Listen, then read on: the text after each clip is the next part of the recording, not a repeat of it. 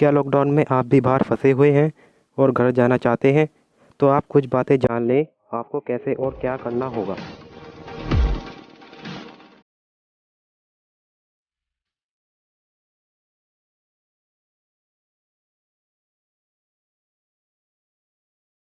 तो दोस्तों शुरू करते हैं जो मैं आपके लिए ख़ास खबरें लाया हूँ। तो दोस्तों हमारी बात चल रही थी कि लॉकडाउन में घर कैसे जाया जाए। चलिए इसके बारे में जानते हैं। गृह मंत्रालय के इस गाइडलाइन के मुताबिक अगर आप घर से दूर कहीं बाहर फंसे हैं तो फिलहाल आप खुद से घर नहीं जा सकते। इसके लिए केंद्र सरकार ने राज्य और केंद्र शासित प्रदेशों के लोगों को जाने ले जाने की अनुमति दी है। सभी राज्य और केंद्र शासित राज्य नोडल अधिकारी की नियुक्ति करें जो सभी दिशा निर्देशों का पालन करे। इतना ही नहीं, राज्य और केंद्र शासित राज्यों में पहुंचने वाले लोगों का ब्यौरा भी रखा जाए।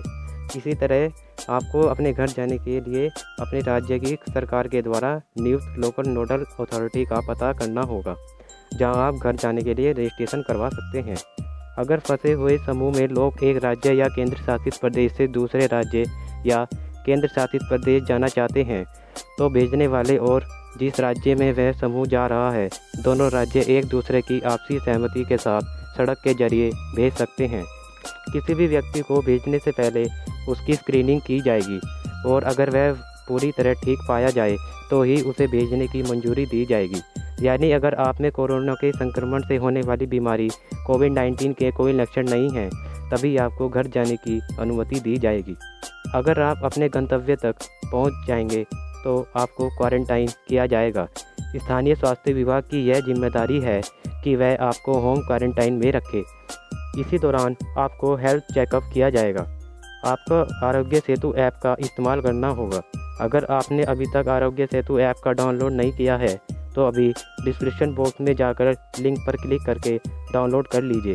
आरोग्य सेतु ऐप से आपको ट्रैक किया जाएगा और हेल्थ स्टेटस पर नज़र रखी जाएगी। यात्रा के दौरान अगर आपकी तबीयत में किसी तरह की गड़बड़ी पाई जाती है तो आपको उसी वक्त अस्पताल ले जाया जाएगा, यानी आप फिर से घर नहीं जा पाएंगे। तो दोस्तों अब चलते हैं अगली खबर की ओर। दोस्तों जो अगली खबर आ रही है वो जबलपुर से है।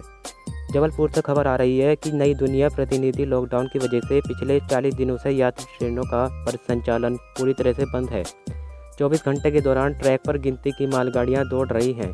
इससे रेलवे को भले ही नुकसान हुआ हो लेकिन पटरियों की मरम्मत और उनकी सुरक्षा के लिए उठाए जाने वाले सभी कदम के लिए रेलवे को पर्याप्त समय मिल गया है।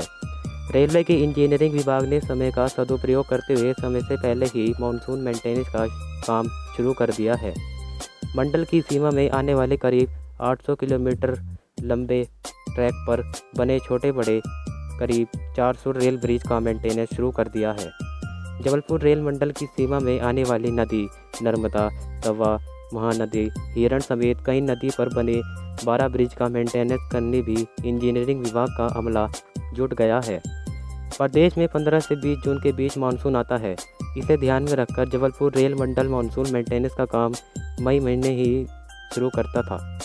यह पहली बार है जब इंजीनियरिंग विभाग ने यह काम 1 महीने पहले ही शुरू कर दिया है। इसकी मुख्य वजह लॉकडाउन के दौरान मिला पर्याप्त समय है। इस दौरान कई ऐसे काम भी किए जा रहे हैं जो अभी तक यात्री ट्रेनों का परिचालन न रुकने की वजह से पूरे नहीं हो पाते थे। जबलपुर रेल मंडल की सीमा में अंग्रेजों के समय के कई पुल हैं। इनका रखरखाव करना रेलवे के लिए किसी चुनौती से कम नहीं है। यही वजह है कि हर साल मानसून से पहले इनका मेंटेनेंस किया जाता है। इनमें नर्मदा और तवा नदी पर बने ब्रिज का संवेदनशील ब्रिज में शामिल किया गया है। अधिक बारिश हो पर इन नदी में बारिश का पानी उफान पर आते ही खतरे के निशान तक आ जाता है। मानसून मेंटेनेंस में हो रहे काम क्या क्या हो रहे हैं? रेल ब्रिज की मरम्मत, पुलियों की मरम्मत, ट्रैक पर आने वाले पेड़ों की छटाई, ट्रैक की मरम्मत, ट्रैक पर गिटी बिछाना, ये खतरनाक ब्रिज। इसमें से कौन कौन से खतरनाक ब्रिज हैं अब उनका नाम मैं आपको बता रहा हूँ। नर्मदा ब्रिज, तवा ब्रिज इटारसी में है जो, हिरण ब्रिज, कोपरा ब्रिज, सोन ब्रिज, महानदी ब्रिज। तो दोस्तों अब चलते हैं अगली खबर की ओर। अगली खबर हमारी राजधानी एक्सप्रेस से जुड़ी है।